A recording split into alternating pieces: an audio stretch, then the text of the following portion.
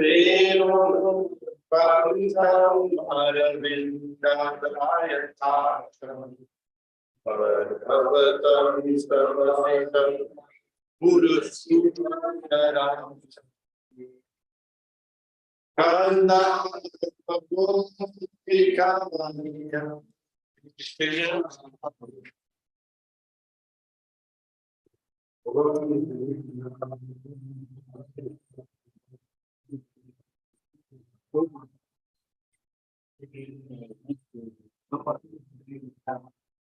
Hare Krishna Tamahami Govinda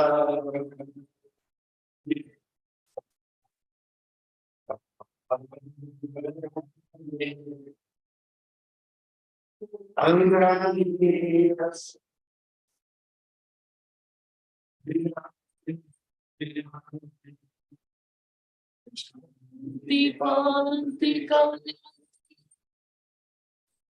Chira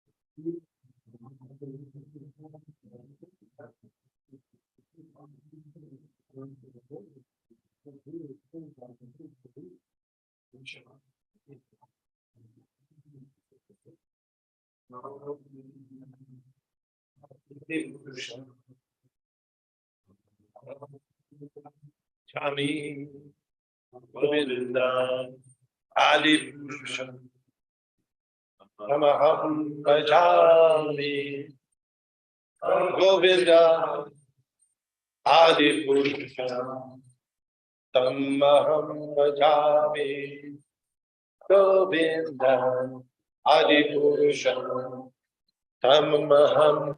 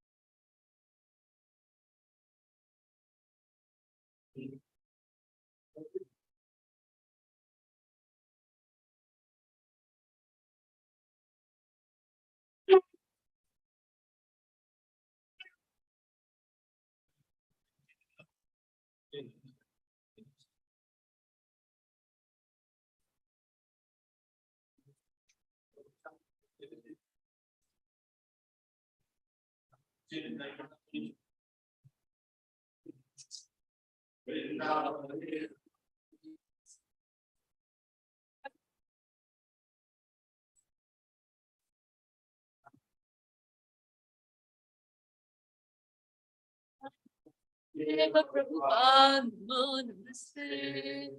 Namaste, Namaste, Kripa Purna Drishti. Namaste, Namaste, Mahananda Dhatri. Namamo, Namamo, Punaraksha Raksha. Prasiddha Prabhu Parimam Daksha Daksha. Bhakti Siddhanta Shishaya Bhakti Vedanta Namine. Prasannaya Prasantaya Tasmai Shri Gurave Namaha. Shri Vanga Bhumi Jana Bhushana Gauri Leela. Gauranga Bhava Parisarana Sila. Radha Mukunda Pad Padmano Vilasan. Ananda Rashi Prabhupada Namo Namaste.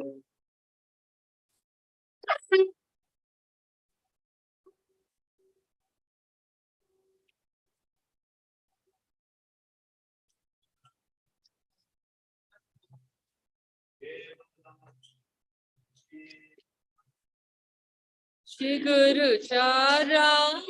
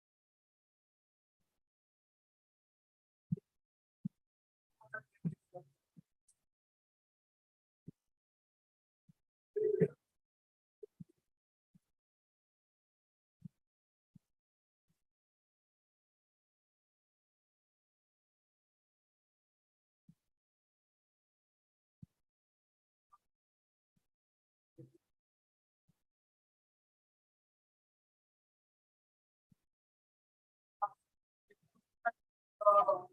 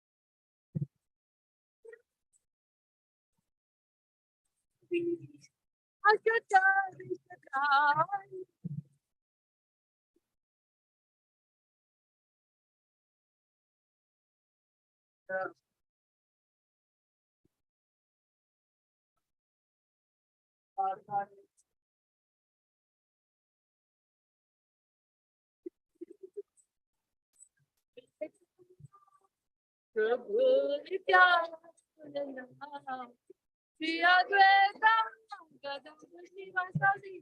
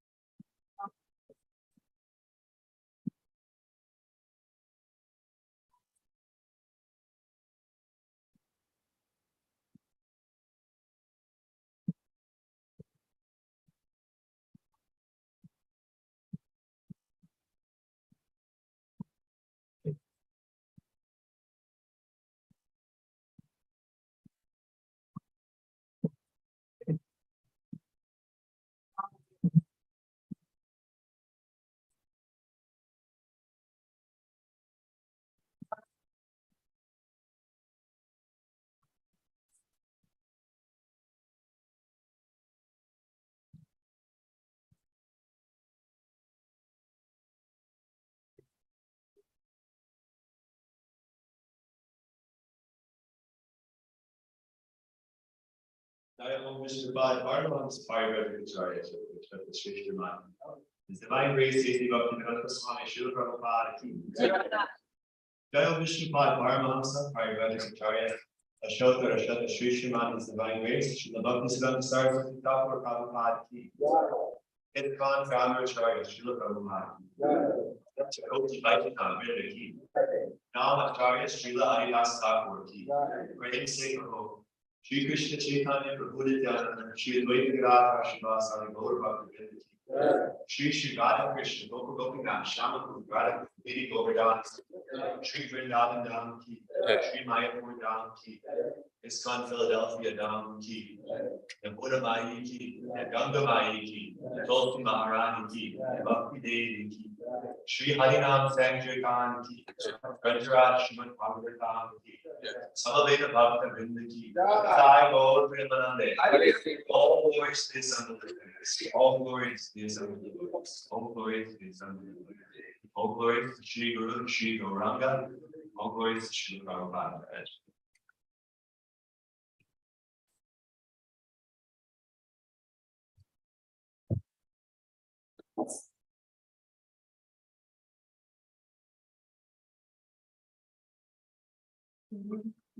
The lotus feet of our spiritual master are the only by which I bow down on his lotus feet to create all the mercies. And by his grace, one can cross the ocean of material suffering and obtain the mercy of Krishna. My only wish is to have my consciousness purified by the words emanating from his lotus mouth. Attachment to his lotus feet is the perfection of all desires. He opens my darkened eyes and fills my heart with transcendental knowledge. He is my Lord, birth after birth. Ecstatically, finally, ignorance is destroyed. Native scriptures sing his character. Our spirit of accurate assurance. Friend of the poor, Lord and Master, O Master, be merciful and blessed. In the community of the Lord's feet, your name is spread all over the world. You take shelter. His divine grace, Srila A.C. Bhaktivedanta Swami Prabhupada ki.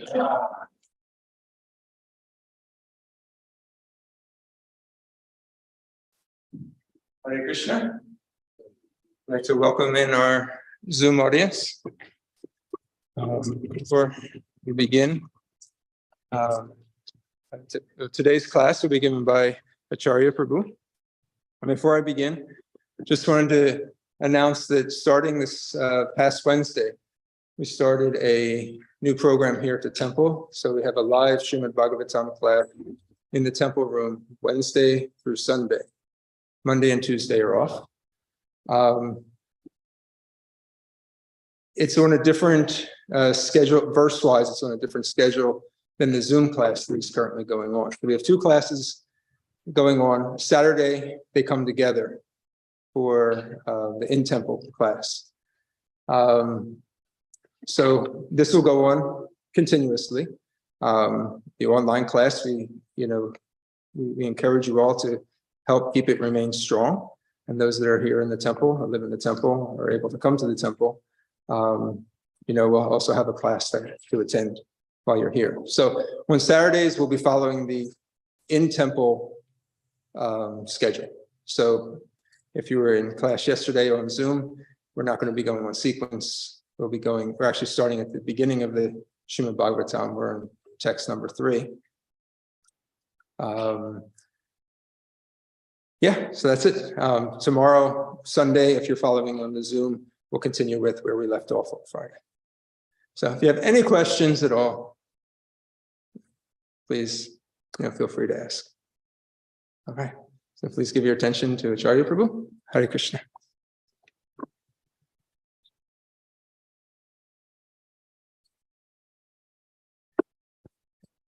Jai Radha Madhava Jai Bihari Jai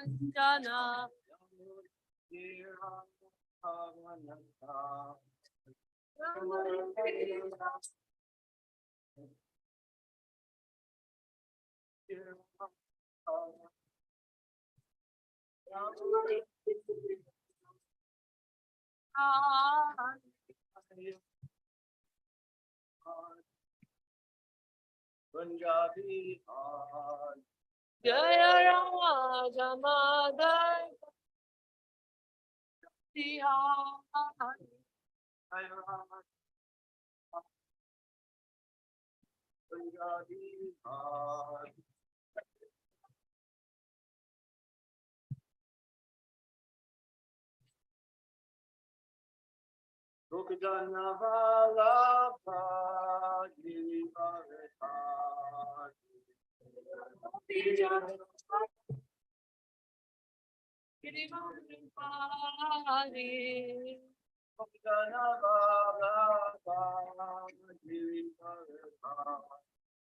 Jaya Gopi Jana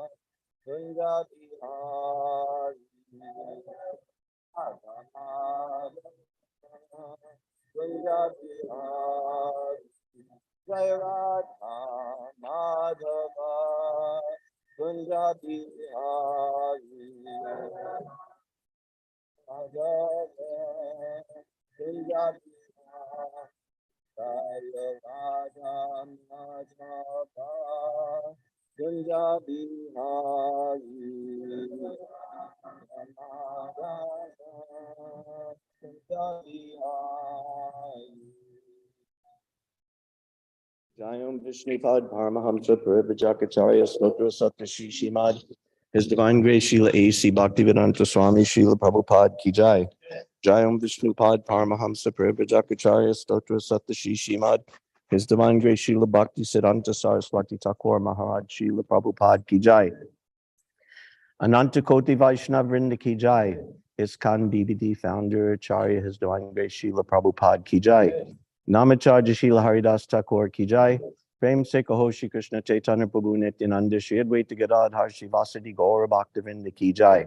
Shri Shri Radha Krishna Gopa Gopinath Shama Kund Radha Kund Giri Govardhan Ki Jai. Vrindavan Dham Ki Jai. Mayapur Dham Ki Jai. Yamuna Mai Ki Jai. Ganga Mai Ki Jai. Bhakti Devi Ki Jai. Tulasi Maharani Ki Jai. Samaveda Bhaktivinda Ki Jai. All glories to the assembled devotees. All glories to the assembled devotees. All glories to the assembled devotees. All glories to Sri Guru and Sri Gauranga.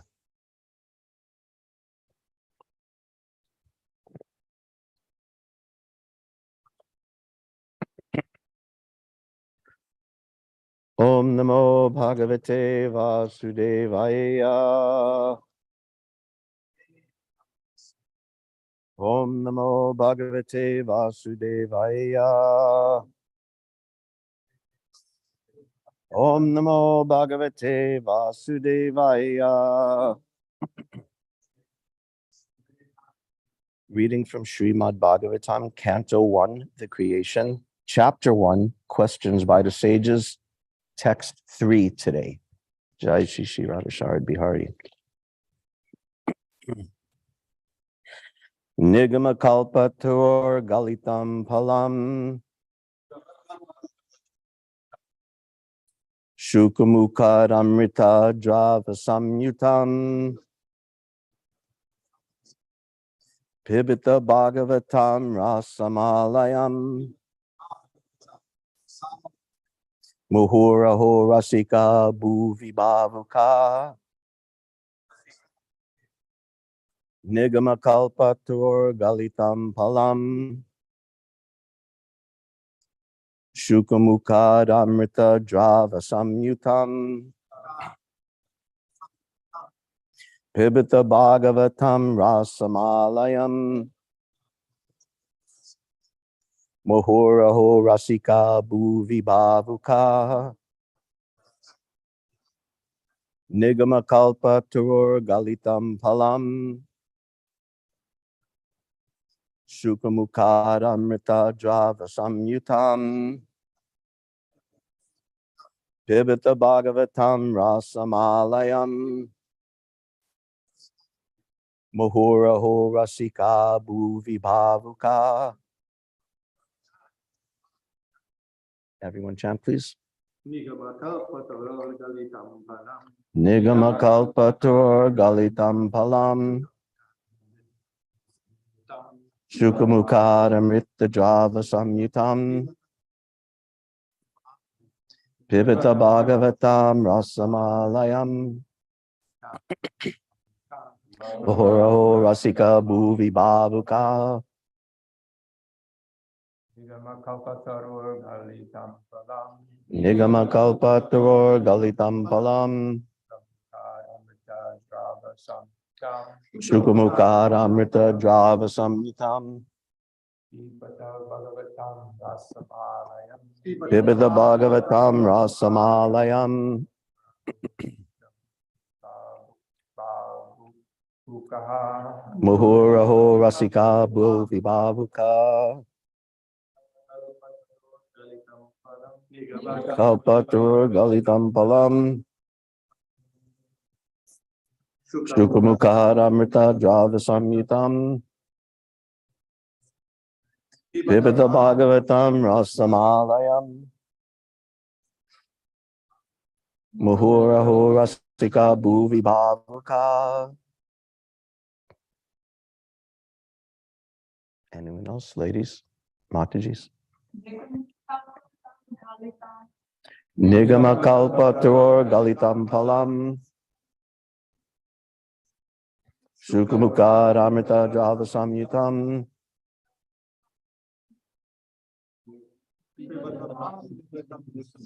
Layam Muhuraho Rasika Bhuvi Bhavuka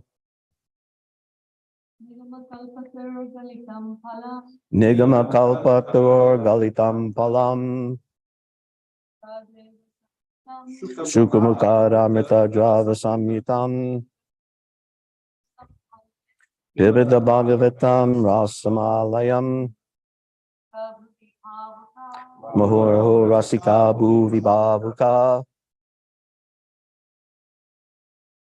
Word for word translation. Nigama, the Vedic literatures.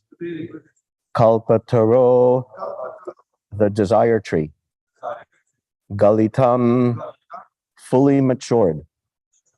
Palam, fruit. Shuka, Srila Shukadev Goswami, the original speaker of Srimad Bhagavatam. Mukat, from the lips of. Amrita, nectar. Drava, semi-solid and soft and therefore easily swallowable. Samyutam, perfect in all respects. Pibata, do relish it. Bhagavatam, the book dealing in the science of the eternal relation with the Lord. Rasam, juice, that which is relishable. Alayam, until liberation, or even in a liberated condition. Muhu, always. Aho, oh. Rasika, those who are full in the knowledge of mellows. Bhuvi, on the earth. Bhavuka, expert and thoughtful. Translation. O expert and thoughtful men, relish Srimad Bhagavatam, the mature fruit of the desire tree of Vedic literatures. It emanated from the lips of Srila Shukadev Goswami. Therefore, this fruit has become even more tasteful, although its nectarian juice was already relishable for all, including liberated souls. I'm going to read a couple of paragraphs of the purport, which I've selected, if anyone's following, starting with the third paragraph. Every living entity, beginning from Brahma, the firstborn living being within the material world, down to the insignificant ant, desires to relish some sort of taste derived from sense perceptions. These sensual pleasures are technically called rasas. Such rasas are of different varieties. In the revealed scriptures, the following 12 varieties of rasas are enumerated. 1, Rodra, anger. 2, Adbhuta, wonder. 3, Shringara, conjugal love. 4, Hasya, comedy. 5, Vira, chivalry. 6, Daya, mercy. 7, Dasya, servitorship. 8, Sakya, fraternity. 9, Bhayanika, horror. 10, Bibhatsa, shock. 11, Shanta, neutrality. 12, Vatsalya, parenthood. The sum total of all these rasas is called affection or love. Primarily, such signs of love are manifested in adoration, service, friendship, paternal affection, and conjugal love. And when these 5 are absent, love is present indirectly in anger, wonder, comedy, chivalry, fear, shock, and so on. For example, when a man is in love with a woman, the rasa is called conjugal love. But when such love affairs are disturbed, there may be wonder, anger, shock, or even horror. Sometimes love affairs between 2 persons culminate in ghastly murder scenes. Such rasas are displayed between man and between animal and animal. There is no possibility of an exchange or rasa between a man and an animal, or between a man and any other species of living beings within the material world. The rasas are exchanged between members of the same species, but as far as the spirit souls are concerned, they are one qualitatively with the Supreme Lord. Therefore, the rasas were originally exchanged between the spiritual living being and the spiritual whole, the Supreme Personality of Godhead. The spiritual exchange or rasa is fully exhibited in spiritual existence between living beings and the Supreme Lord. The Supreme Personality of Godhead is therefore described in the Shruti mantras, Vedic hymns, as, quote, the fountainhead of all rasas, unquote. When one associates with the Supreme Lord and exchanges one's constitutional rasa with the Lord, then the living being is actually happy. Nigama kalpa taror galitam palam shukumukad amrita java samyutam pibita bhagavatam rasamalayam muhoraho rasika bhuvi bhavuka. O expert and thoughtful men, relish Srimad Bhagavatam, the mature fruit of the desire tree of Vedic literatures. It emanated from the lips of Sri Shukadev Goswami. Therefore, this fruit has become even more tasteful, although its nectarian juice was already relishable for all, including liberated souls. Nama Om Vishnu Padaya Krishna Pashtaya Bhutale Srimati Bhaktivedanta Swaminiti Namine Namaste Saraswati Devi Gauravani Pracharini Nirvishesha Shunyavadi Paschadade Shatarine. I think everyone in here can hear me anyway. Everybody okay? It's fine. What? Either way is fine. So, very beginning of the Srimad Bhagavatam, here these 3 verses are introduction, Mangalacharana. And text 1, if we remember, either from a couple of days ago or hopefully we read Srimad Bhagavatam, is a very amazing description of the unique qualities of the Supreme Person, of this Param Satyam, the topmost truth, the Supreme Truth, explaining why that Supreme Truth is worshipable and why that Supreme Truth, that Summum Bonum, is the object of Srimad Bhagavatam.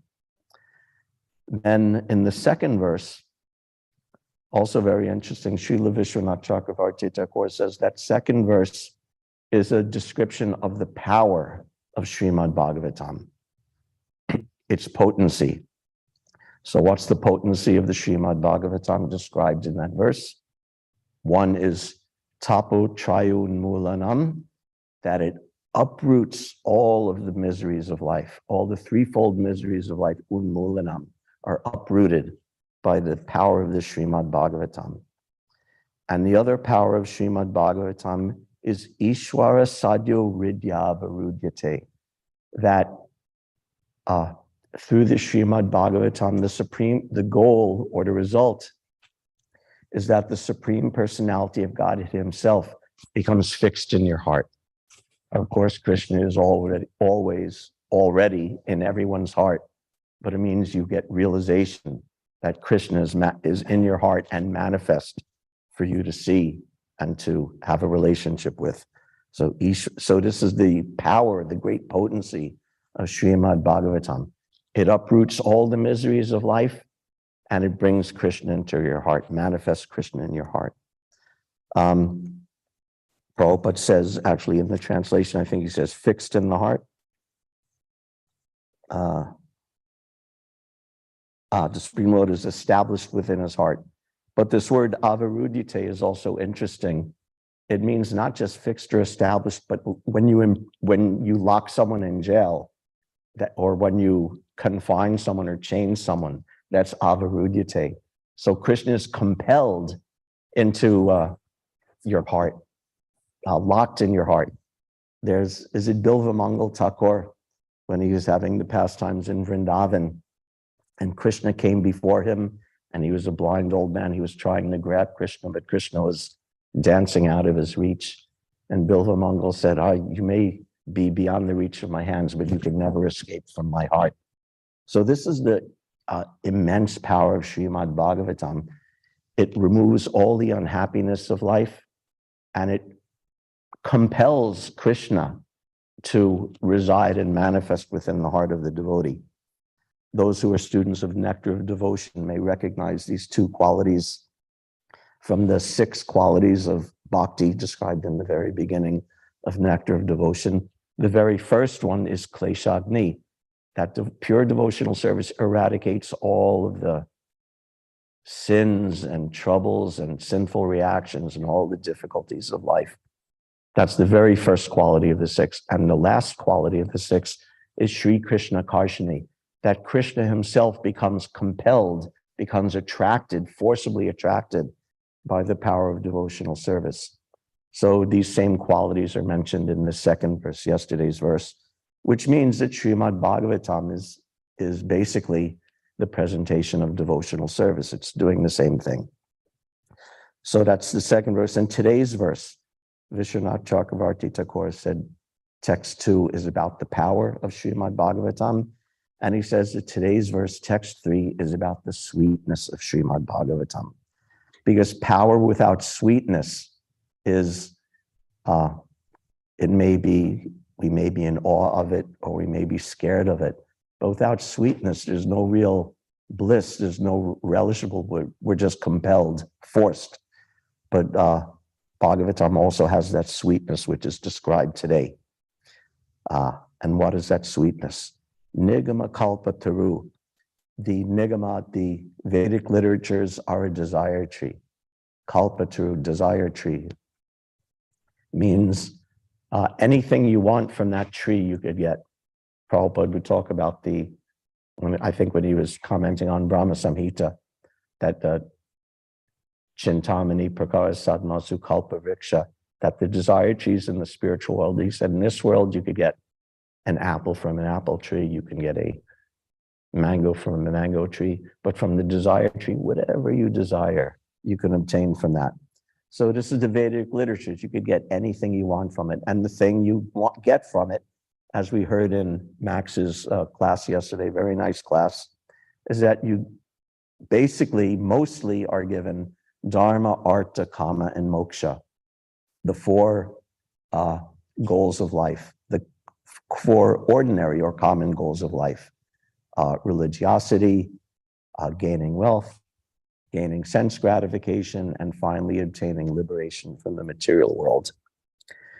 But because it's a desire tree, kalpataru, in Vedic culture, the tree is always recognized as the most munificent being, that without asking anything in return, it gives its fruits, it gives its leaves. Not so much here, but in India, they use the leaves for medicines and for making plates and cups and such things. They give the wood for firewood. They give their fruits for eating, their seeds for food. Even they give up their life. The tree is sometimes chopped down for construction, for firewood. So the tree is the most magnanimous. So because the Vedic literatures are this most magnanimous tree, they not only give dharma, artha, kama, and moksha, but they give what is above and beyond that, devotional service to Krishna. This is called Panchama Purushartha. Chaitanya Mahaprabhu, after he got initiated by Ishwara Puri, and he went mad in ecstasy chanting the holy name, and then he started explaining his situation. He said, Panchama Purushartha, Premanandam Rita Sindhu, Mokshadi Ananda Yara Nahi Eka Bindu. Of the four ordinary goals of life, moksha is supposed to be like the big thing. This is like the greatest thing in material life, in religion, in spiritually minded people, is to gain liberation. But Chaitanya Mahaprabhu says this Panchama Purushartha of devotion to Krishna, it's Prema Nanda Amrita Sindhu. The language is pretty simple. Prema Ananda, this bliss of ecstatic love. Amrita is like nectar, Sindhu, an ocean. It's an ocean of nectar. And Mokshadi means beginning with moksha. The other four Purusharthas beginning with moksha are just like a little drop compared to the ocean of unlimited blissful nectar of devotional service. So this is the wonderful thing that Srimad Bhagavatam is giving. Nigama kalpataram galitam palam. So this is a fruit that it's offering. Galita. Galita means very soft and liquid and oozing and juicy, like a ripe fruit, like a very ripe fruit. And Galita also means falling down, like when a fruit is ripe, it falls from the tree. A green fruit, an unripe fruit, stays attached to the tree very firmly. But when a fruit is ripe, just a little breeze or a little touch and it drops right off the branch very easily.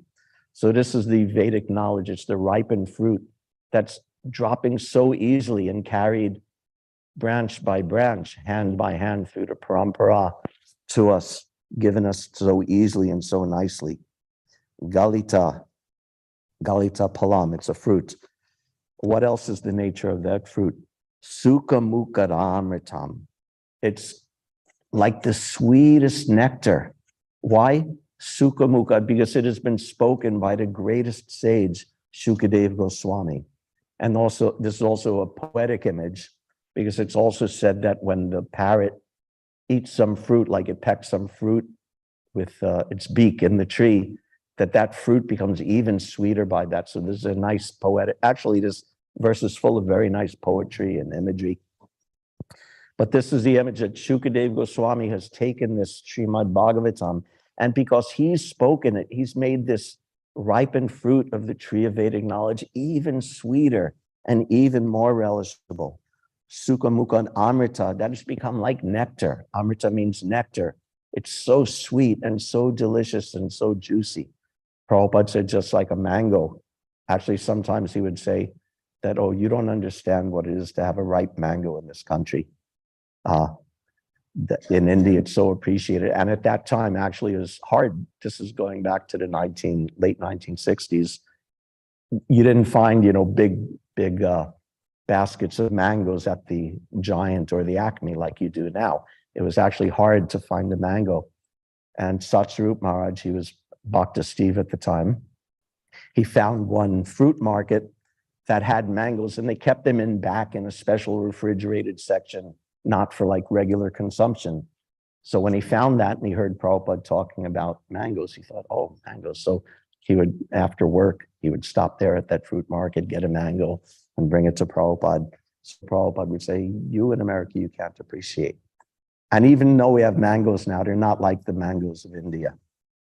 The real mangoes in the tropical countries, so soft and so sweet and so juicy. And Prabhupada said, and the best ones have very thin skin and very small seed. So this mango, this ripened fruit of Srimad Bhagavatam, is all fruit, all juice, and no seed, no pith, no skin. It's just all delicious juice, pure devotional service. Devoid of cheating, that's what it means. Devoid of cheating religion means that we're left with only the juice, none of the other thing interfering with the taste. And Drava samyutam, Drava, like Galita, means that same thing, so juicy and so sweet. Just like, again, with the modern grocery store fruits, you don't experience it so much.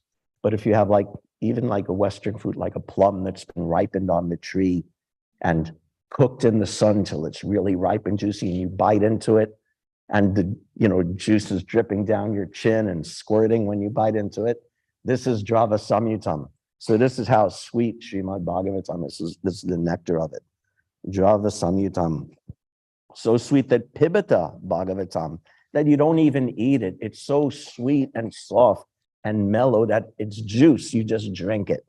Pibata Bhagavatam. Drink this Bhagavatam. And who is able to relish it?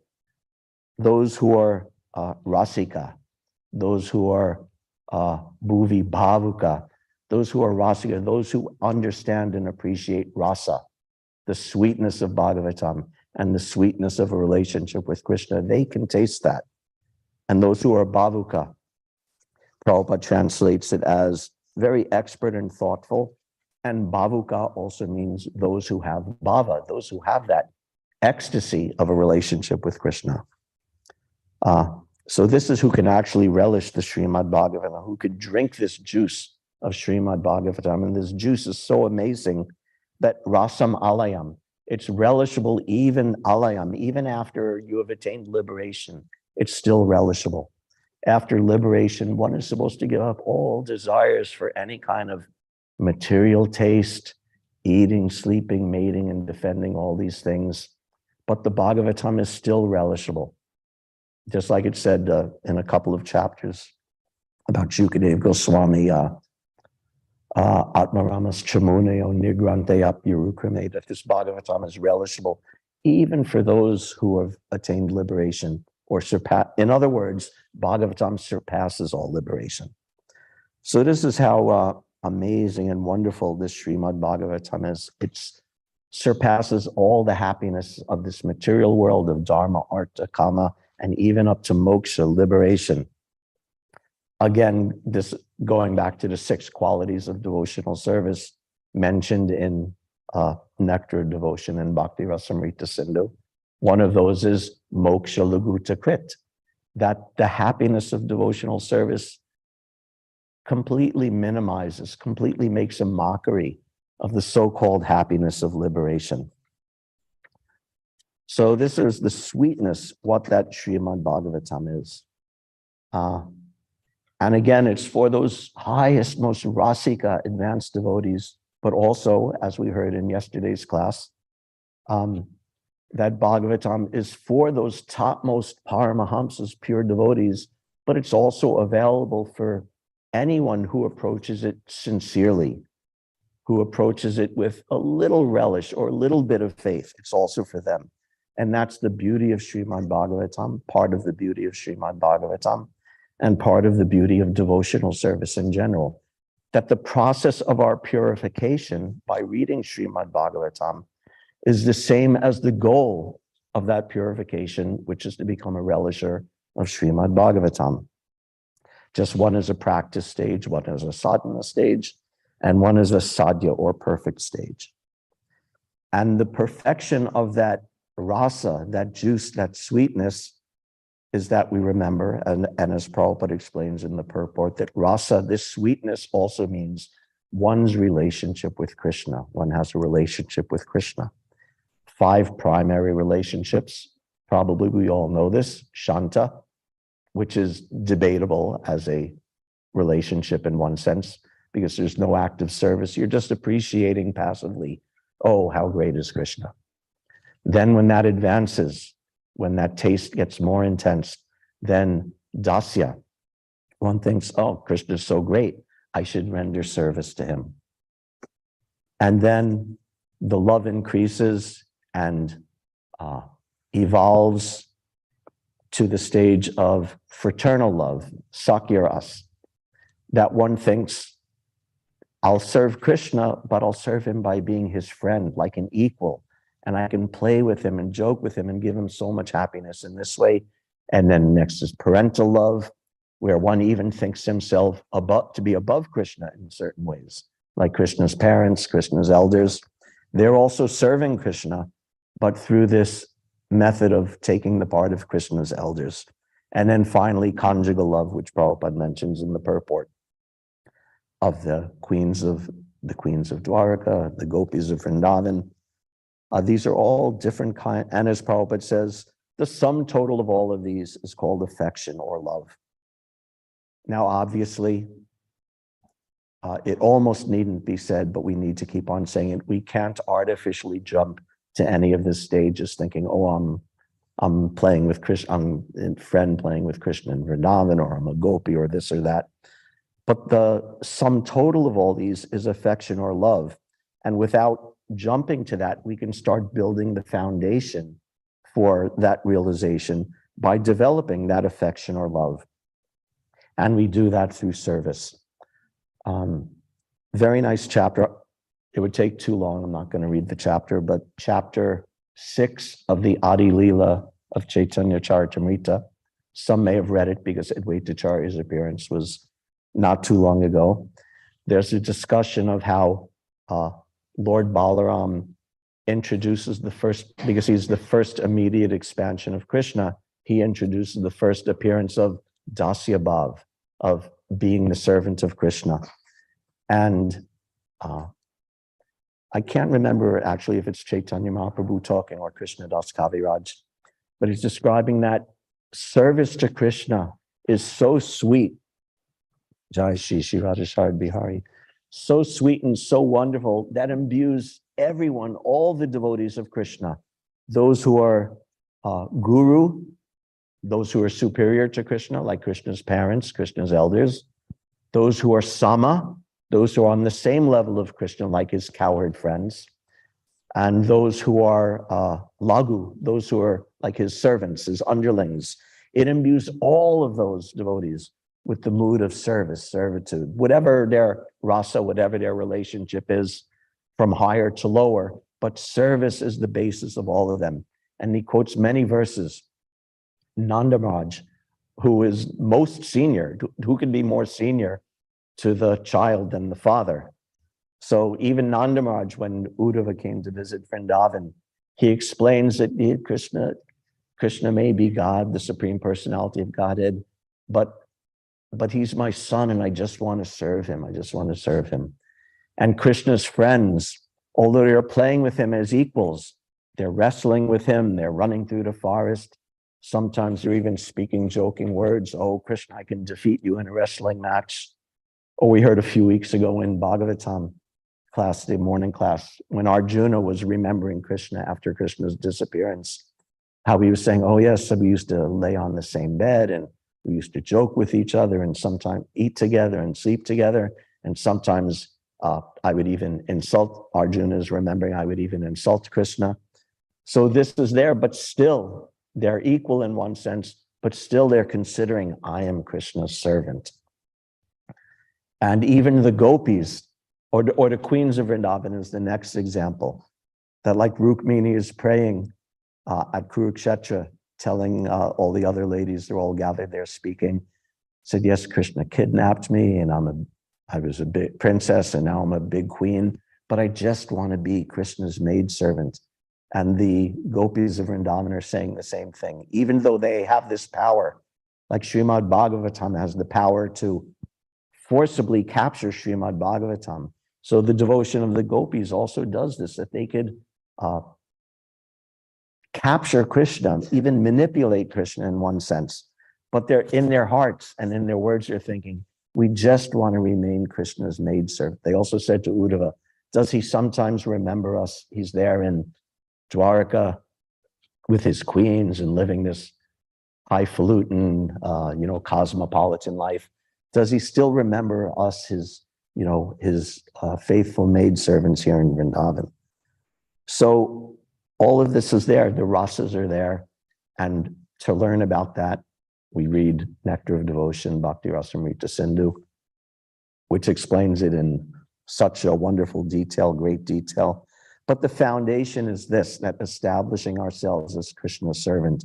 And this is what we're learning. This is what Srimad Bhagavatam is teaching us. This is what Srila Prabhupada is teaching us and guiding us how to serve Krishna. That's why Prabhupada would always say bhakti. He would say, translate devotional service. So there's these different relationships, 5 primary relationships, 7 secondary relationships. But actually there's unlimited relationships. This is just a categorization for the sake of appreciation, for the sake of analysis. But there's unlimited relationships. Prabhupada references the Shruti mantra, Raso Vaisa, from, I think it's Taittiriya Upanishad. Raso Vaisa, that the supreme absolute truth, his essence is rasa, is this sweet relationship. And Rupa Goswami says it more explicitly again in Nectar of Devotion, in Bhakti Rasamrita Sindhu, that Krishna is Akila Rasamrita Murti. He's the Murti, the form, the personification of Akila Rasamrita, of the nectar of all relationships. So yes, we analyze there's 5 relationships, there's 7 secondary relationships, and we should know that and we should learn that and study that. But there's unlimited relationships because every single one of us and every single living being has a unique, perfect relationship with Krishna. And Krishna perfectly reciprocates with all of them, perfectly, because he's Akila Rasamrita Murti. No one is left out. There's no living being anywhere who can be left out of this relationship with Krishna. It's realized in some, it's potential in others, but it's there and it's available. In that verse, Akila Rasamrita Murti from Nectar of Devotion, and he says, and then the next line, I can't remember the Sanskrit, but he says that, and Krishna, by his amazing qualities, he controls and he subjugates all of his devotees. And he mentions some different classes of gopis who are controlled and subjugated by the wonderful qualities of Krishna. So this is what a maidservant does. They want to be subjugated by the master, controlled by the master. But Ishwara Sadhyo Ridya Virudyate. Krishna is also controlled and subjugated by the love of his devotees. So this is the nature of a relationship. If it's one-sided, it's not really a relationship. Like an unrequited love affair is so just painful because it's not reciprocated. So a real love, real relationship is reciprocated. And Krishna controls his devotees with his love and his wonderful qualities. And Krishna also in turn becomes controlled by the love of his devotees. Why is that? Krishna is the Supreme Personality of Godhead. There is nothing denied him. There is nothing he can't have, nothing he can't do. His desires are infallible in every instance, but Krishna, by his own free will, has imbued his jiva soul's expansions with an element of that free will, which it's all within Krishna and within Krishna's energies. But in one sense, from one point of view, he has put our free will outside of his control. Therefore, for Krishna to have a loving relationship with us, which he wants and desires for him and for us, he's dependent upon us to get our act together, to utilize our free will properly. So that's why Krishna is so purchased and so grateful for devotion from his jiva expansions, all the living entities, so grateful, because he's waiting for that, waiting for us to turn around, to fulfill his position as Akila Rasamrita Murti. Therefore, it said that Krishna will sell himself to a devotee who approaches him even a little bit. Also, because Advaita Acharya's appearance was recently.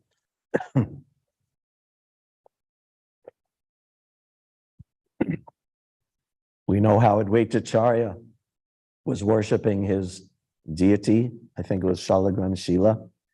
And he was worshiping with just tulsi leaf and water, Ganges water. And he quoted one verse from the Gautamiya Tantra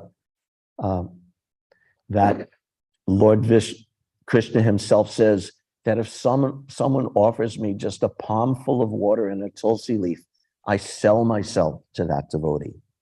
So this is how wonderful Krishna is. He's purchased by his devotees. When he saw the devotion of the gopis at the rasa dance, he actually said, Na paryeham niravadya samyuja, that your devotion is so great that I feel myself incapable of reciprocating it properly. Now, the gopis aren't thinking that Krishna can't reciprocate. They're fully satisfied. But Krishna himself is feeling like that they're giving me so much love. What could I do in return? I can simply remain a debtor. There's also one very nice segment, also in Nectar of Devotion. The qualities of Krishna, quality 17 is that Krishna is grateful. Quote, any person who is conscious of his friend's beneficent activities and never forgets his service is called grateful. In the Mahabharata, Krishna says, when I was away from Draupadi, she cried with the words, hey Govinda. This call for me has put me in her debt, and that indebtedness is gradually increasing in my heart. This statement by Krishna gives evidence of how one can please the Supreme Lord simply by addressing him, hey Krishna, hey Govinda. So this is, again, because we're part and parcel of Krishna, this is our potentiality to develop this relationship with Krishna when we turn towards him. This is our birthright, this mukti pade sadayabak, or bhakti pade sadayabak. That dayabak means it's our rightful inheritance. Just like the son who has a rich father, to get the father's inheritance, all he has to do is exist. He's already the son of the father. So if he just exists as the son of the father, he'll receive the inheritance from the father. So all we have to do is exist in our constitutional position as Krishna's parts and parcels, Krishna's servants. And that relationship is our birthright. We're entitled to it actually, when we turn towards Krishna, when we build this foundation of love and affection through years or lifetimes or however long, or shorter time. It may also take however long it takes to build this foundation where we're devoting ourselves more and more to serving Krishna. Then that rasa, the sweetness, rasa in terms of sweetness, and that becomes available to us. And rasa in terms of our relationship with Krishna also becomes available to us. And I'll finish with one section of a purport to bring it back to Srimad Bhagavatam in particular. This is from the purport of 1344.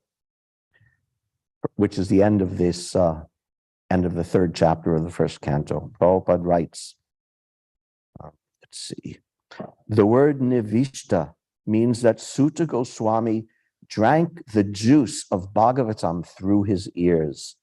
That is the real process of receiving Bhagavatam.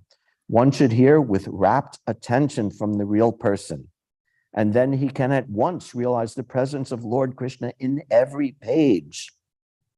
The secret of knowing Bhagavatam is mentioned here. No one can give rapt attention who is not pure in mind. No one can be pure in mind who is not pure in action. No one can be pure in action who is not pure in eating, sleeping, fearing, and mating. But somehow or other, if someone hears with rapt attention from the right person, at the very beginning, one can assuredly see Lord Sri Krishna in person in the pages of Bhagavatam. So this is why Bhagavatam is so sweet, because every verse, every page, every word is Krishna right before us. Just like when we chant the holy name, why is chanting the holy name so vital and so nectar? Because it's Krishna himself dancing on our tongue. Prabhupada says in Bhagavad Gita that when the devotee chants, Krishna and his internal potency are dancing on the tongue. So when we're reading Srimad Bhagavatam with rapt attention, then we could see Krishna dancing or appearing on every page. And then we could understand how sweet Srimad Bhagavatam is. And to do that, we have to give rapt attention. Prabhupada gives a nice sequence of causality here. No one can give rapt attention who is not pure in mind. So we have to become pure in mind. How do we become pure in mind? No one can be pure in mind who is not pure in action. So we have to act very carefully in Krishna's devotional service. How do we become pure in action? No one can become pure in action who is not pure in eating, sleeping, fearing, and mating. This is our 4 regulative principles. But somehow or other, if someone hears with rapt attention from the right person at the very beginning, so we're hearing from Srimad Bhagavatam, he is certainly the right person, and we follow the regulative principles, and we follow the activities of devotional service given by Srila Prabhupada, given by Srila Rupa Goswami in Bhakti Rasamrita Sindhu, given by Krishna to Arjuna in Bhagavad Gita, and this sweetness and this relationship will become available to us. Hare Krishna, thank you very much. If there's any questions, comments, or discussion.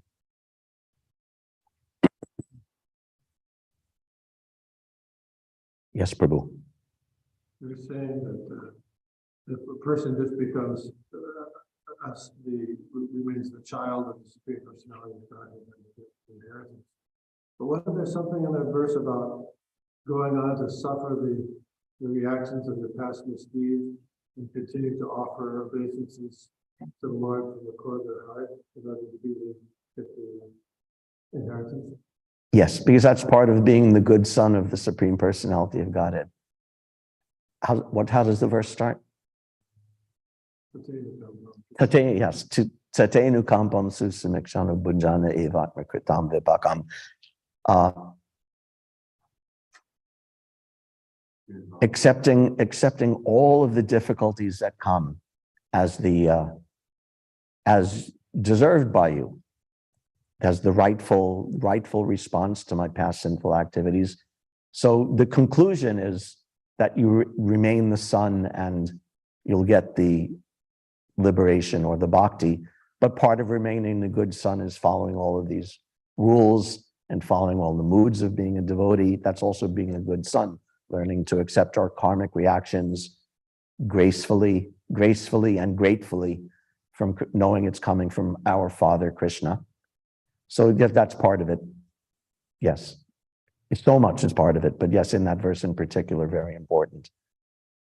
And at the same time, that's the real conclusion. At the same time, rid vag vapor beer, with your heart, with your words, and with your body, always bowing down, offering obeisances to Krishna, despite whatever karmic reactions come. Thank you. Yes, Prabhu.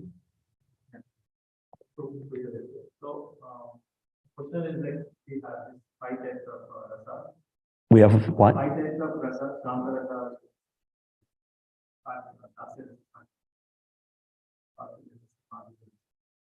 So is it in this order, or like the topmost is always the Madhurya, or we just stay in that order, or how is it taken? Like if a particular devotee is in the dasa is lower than a particular person in the Madhurya?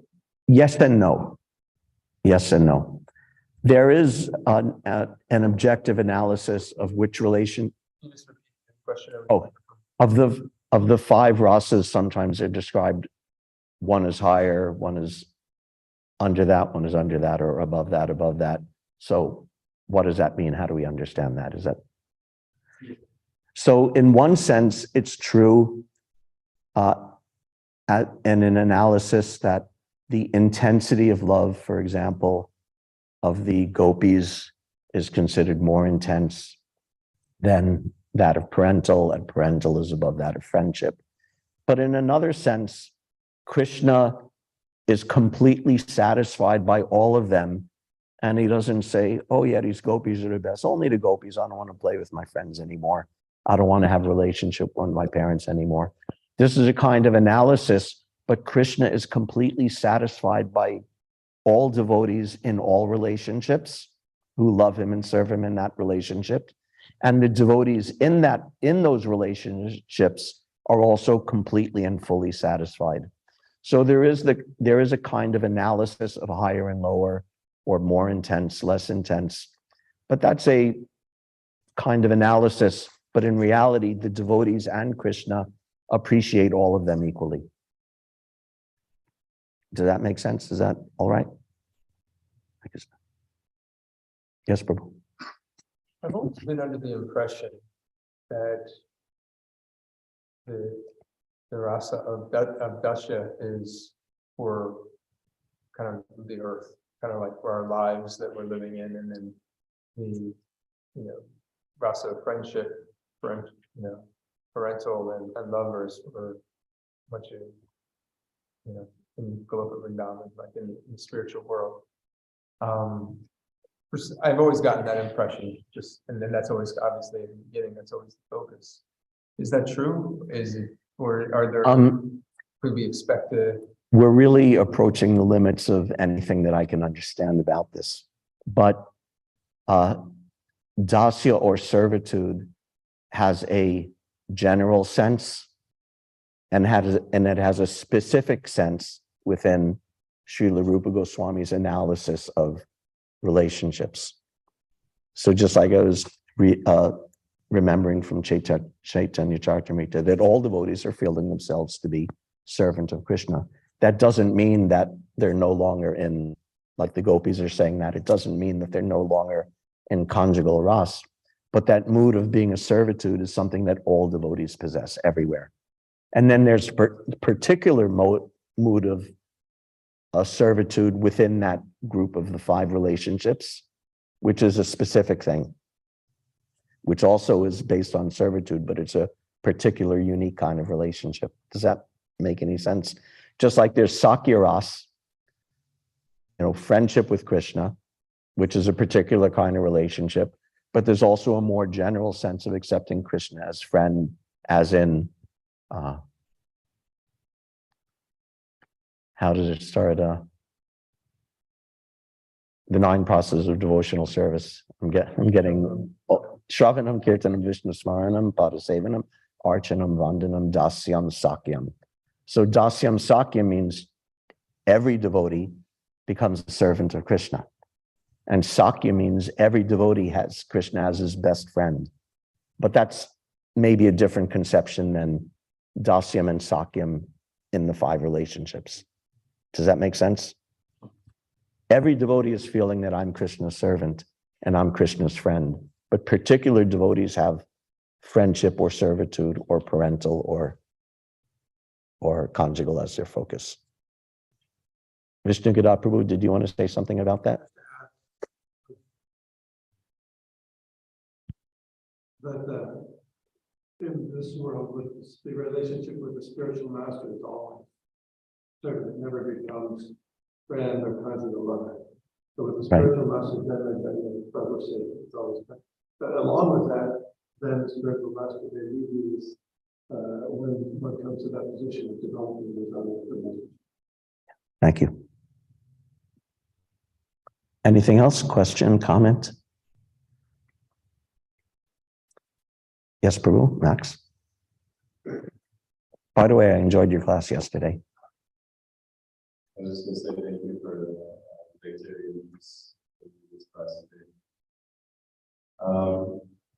My question was in relation to the affection. You're saying that the rasas are the sum total of affection. So my question is how we can engage in our individual services, in a way that cultivates that. So then if we fall into how much more to become ritualistic, if we're not with engaging with intention. So I'm wondering how we can continue to show up to all our services in a way that cultivates. Good question. The exact quote here, the sum total of all these rasas is called affection or love. So the question is how to avoid it becoming mechanical, our activities in devotional service. Morning Bhagavatam class is or should be a really great way of doing that, because it's supposed to be, we're discussing these things. How do we do these things? What are our obstacles? What are our options? And in general, reading, lots and lots of reading is good, and lots of chanting is good. Things can become mechanical. Prabhupada did not stress mechanics very much,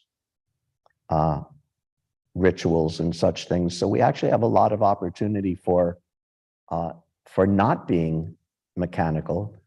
The way Prabhupada gave us devotional service, the morning program, dancing in ecstasy, chanting in ecstasy, or chanting, or just chanting, sometimes with or without ecstasy. These are all things that are actually not mechanical. So we have a lot of that in our lives. The reading, the studying is not mechanical. When you read something, you want to think about it. You want to consider it. You want to turn it over in your mind. You want to share it with others. This is the antithesis of being mechanical. So lots of philosophy, lots of reading Srimad Bhagavatam, lots of Krishna Katha with devotees. And I think that will go a long way towards avoiding devotional service being mechanical. And having a devotee friend who is an actual friend and knows you well enough and feels comfortable enough with you to present to you, are you doing this mechanically? Are you, this is more than just some material activity, sweeping the floor for Krishna. It's not just sweeping the floor, it's cleansing your heart. So having friends like that who could remind you. So just some thoughts on that. Is that all right? Helpful at all? Hare Krishna. Okay. Yep. Prayer. Actually, all these things, hearing, chanting, prayer is a very important one. Hearing, chanting, remembering, praying, Shravanam, Kirtanam, Vishnu, Smaranam, remembering, serving, praying. Yeah, actually pray specifically that Krishna, let this not be mechanical. And that's good. That'll remind you that, yeah, sometimes I am mechanical and you're addressing it. So that's good. And any problem, material or spiritual, the first solution to the problem is recognizing that you have the problem. So exposing that to Krishna, that I'm mechanical, I'm dry, please help me. That's an excellent step. Yes, Mother.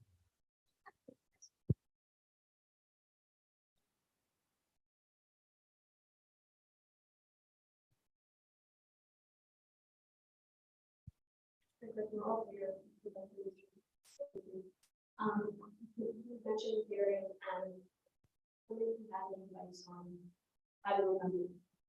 How to remember. This may seem funny or may not be funny. Before I was a devotee, when I was just introduced to devotional service, I got a bunch of books and I went away to school. And instead of reading my school books, I was reading Prabhupada's books. And I was reading Nectar of Devotion, really always loved Nectar of Devotion. Techniques of chapter 10 of part 1, techniques of hearing and remembering. I remember when I first saw that, I thought, oh, is this going to be like some, memory tricks or how to learn how to memorize like that? So how to remember, just like, I think Prabhupada gave the example that just like you look at the deities and you see, oh, look at that beautiful black outfit with the silver and the trim. And then you walk out the temple room and in your mind, you could think, or through the day, you could think, oh, what were the deities wearing this morning? Actually, back in Boston, sometimes we used to quiz each other. Like later in the day, you'd say, oh, what were the deities wearing this morning? And if you couldn't remember, it was like a bad thing that, oh, you weren't paying attention. Like you're saying, you were at greeting the deities, but it was mechanical, you weren't looking. So you pay attention, and then you could remember what the deities look like. When you're hear something in class that's interesting or enlivening, you could think of it during the day, or you could find practical ways to apply it during the day. And like anything, the more you do of something, just like I have a job, and it's so horrible. It's just a mundane thing. But in my dreams, I'll be like processing UPS shipments in my dreams sometimes because I spend hours doing it, and then in your dream you're doing it. So it's like that. If you really fill your life with devotional service and seeing Krishna and thinking of Krishna and praying to Krishna and chanting Krishna, then more and more naturally you'll remember Krishna. Or like when you fall in love with someone and you meet them, and then when you're not with them, naturally your mind is going, oh, you're thinking of the person, oh, I'm going to meet him again like this, or I'm going to meet her again like that, or when we were together we did like this or like that. So it's something to work on and to aspire for, but it's also a natural outcome of just performing devotional service with attention, with rapt attention, as Prabhupada says. If you read Bhagavatam with rapt attention, then when you're not reading Bhagavatam, you'll also remember it. And if you're seeing the deities with rapt attention, then when you turn away, you can still envision the beautiful form of the Lord in your mind. Is that okay? Okay, 9 o'clock. Hare Krishna. Thank you very much, everybody, for your kind attention. All glories to Srila Prabhupada.